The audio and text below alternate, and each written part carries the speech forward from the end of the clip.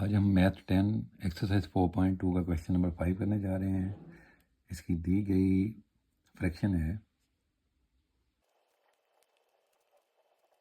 7x + 4 by 3x + 2 into x + 1 whole square. सबसे पहले हम चेक करते हैं कि ये प्रॉपर फ्रैक्शन है या इम्प्रॉपर फ्रैक्शन, यानी वाजिब कसर है या गैर वाजिब कसर।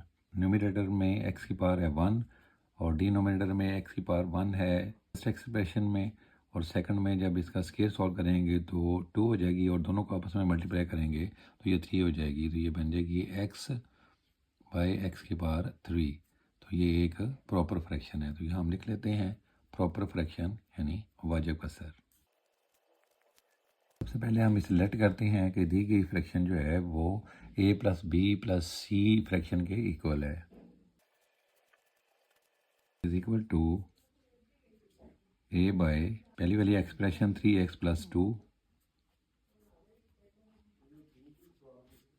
Plus b by second expression x + 1 whole square में से x + 1 ले लेंगे, x + 1 plus c by x + 1 whole square. हम बोथ साइड को इसके एलसीएम से मल्टीप्लाई करते हैं। यहाँ लिख लेते हैं 3x + 2 into x + 1 whole square इसका एलसीएम है।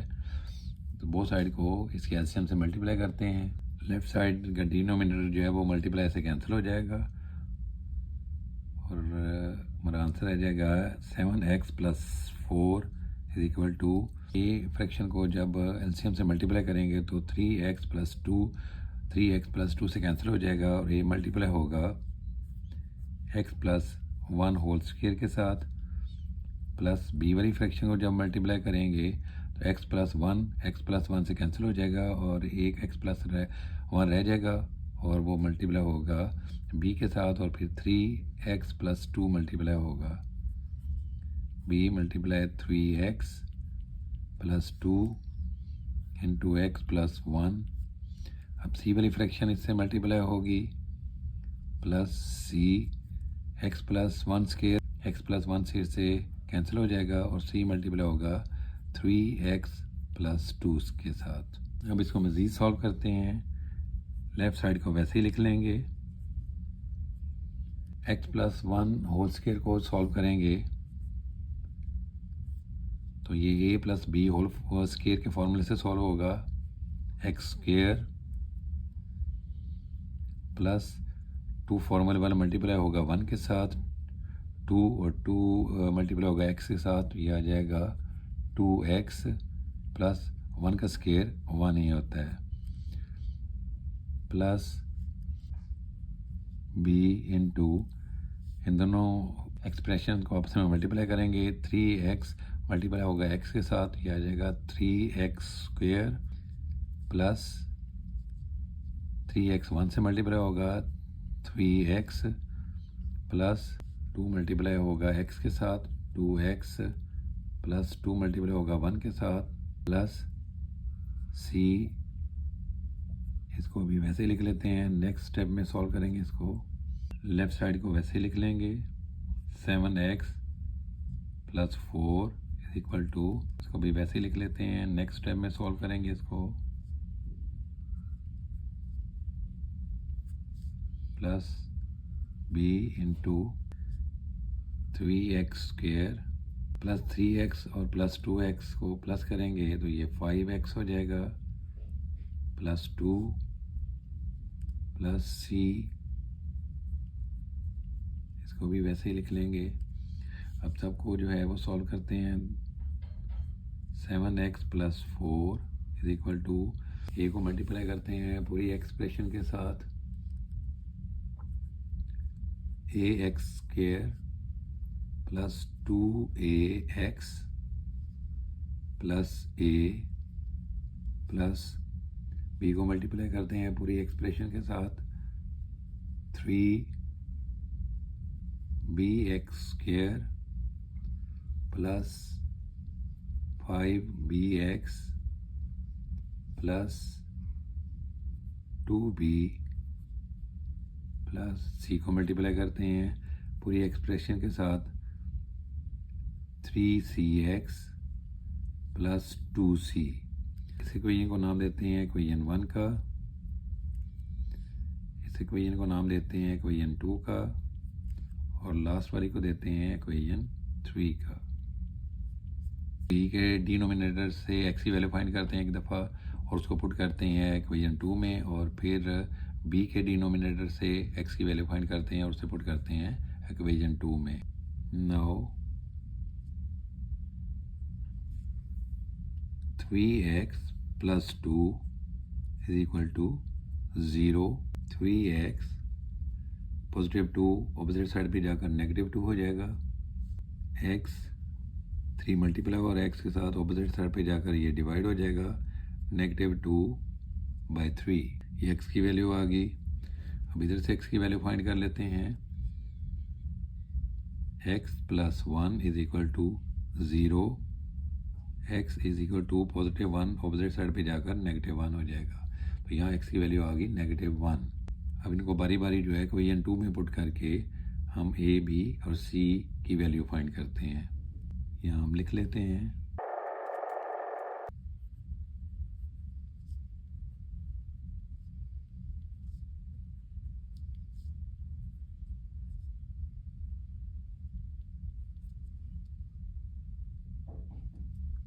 इक्वेशन 2 में x is equal to -2/3 put करते हैं 7।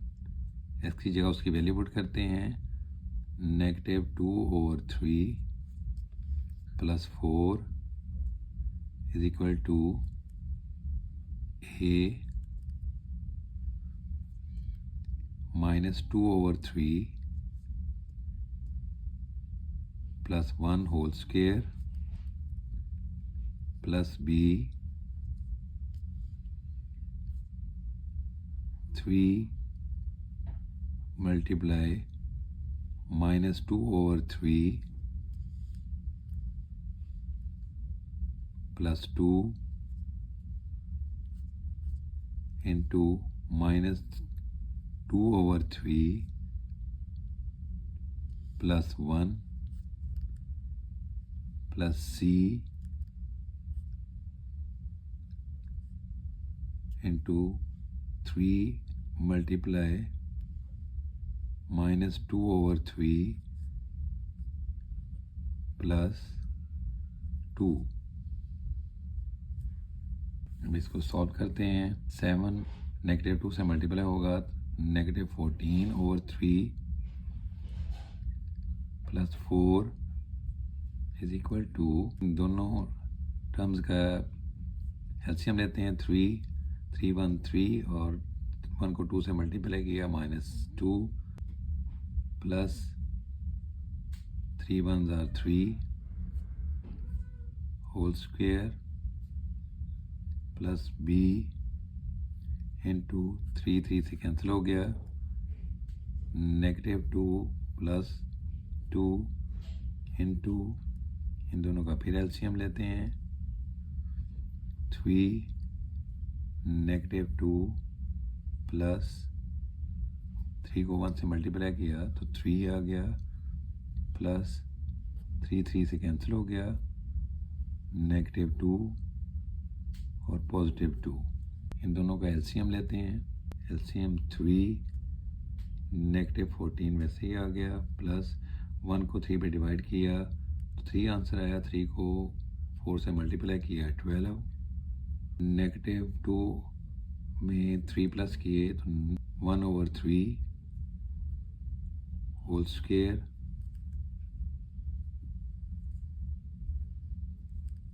प्लस -2 और +2 आपस में कैंसिल हो गए, 0। -2 और +3 को सॉल्व किया तो +1/3 प्लस -2 +2 कैंसिल हो गया आपस में, c इंटू 0। नेक्स्ट सॉल्व किया, -14 और +12 को सॉल्व किया तो -2/3 इज इक्वल टू a। 1/3 का स्क्वायर फाइंड किया, 1 1s are 1, 3 3s are 9 plus 0 को 1/3 से मल्टीप्लाई किया तो 0 प्लस c इंटू 0 नेगेटिव 2/3 1/9 को a से मल्टीप्लाई किया 1/9a 0 को b से मल्टीप्लाई किया 0 c को 0 से मल्टीप्लाई किया 0 तो ये दोनों छोड़ दिए applies that a is equal to 1/9 opposite side पे जाकर रेसिप्रोकल हो गया नेगेटिव 2/3 मल्टीप्लाई 9/1 3 1 3 3 3 9 नेगेटिव 2 को मल्टीप्लाई किया 3 के साथ नेगेटिव 6 आंसर आ गया। तो की वैल्यू होगी नेगेटिव 6।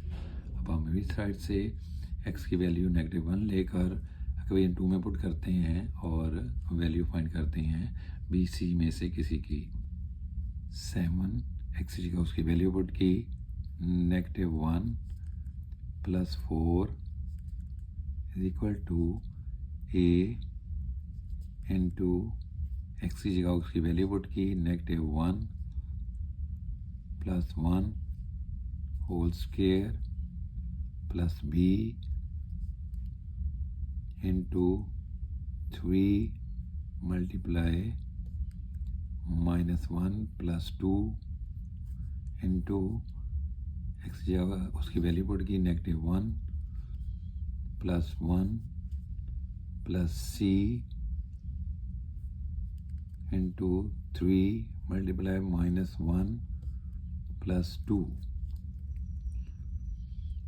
पॉजिटिव नेगेटिव नेगेटिव 7 1 7 4 वैसे ही लिख लिया नेगेटिव पॉजिटिव 1 आपस में कैंसिल हो गए 0 square plus b into 3 positive negative negative 3 1 3 plus 2 positive negative आपस में कैंसिल हो गया 0 plus c into 3 multiply 1 positive negative negative 3 1 3 plus 2 negative 7 में 4 प्लस किए तो नेगेटिव 3 a 0 का square 0 plus b negative 1 into 0 plus c negative 3 में 2 plus किए तो नेगेटिव 1 ये वैसे लिख लिया प्लस नेगेटिव 1 को 0 से मल्टीप्लाई किया तो 0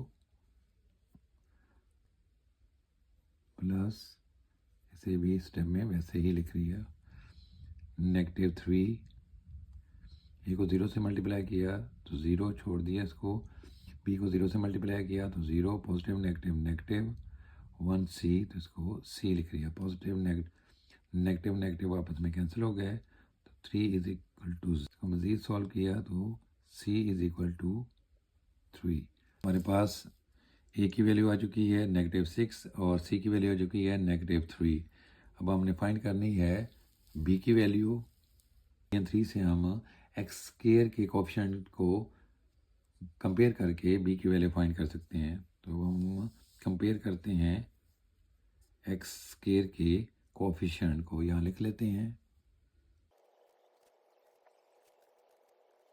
लेफ्ट साइड पे एक्स स्क्वायर नहीं है तो यहाँ आ गया 0 a के साथ एक्स स्क्वायर है तो इसका कोएफिशिएंट है a। आगे बढ़ते हैं 3b एक्स स्क्वायर है तो इसका कोएफिशिएंट आ गया 3b।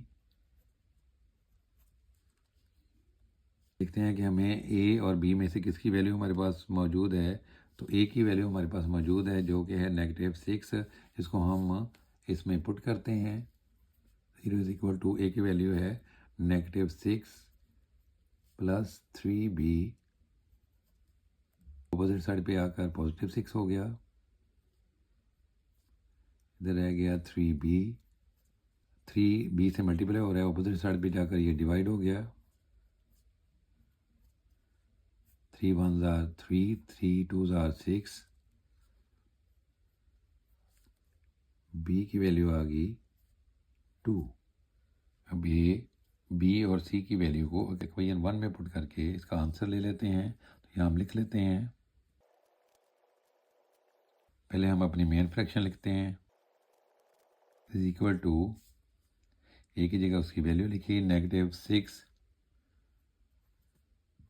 बाय 3x + 2, बी की जगह उसकी वैल्यू लिखी 2 बाय x + 1, प्लस सी की जगह उसकी वैल्यू लिखी 3 बाय x + 1 होल स्क्वायर। तो ये हमारा आंसर है।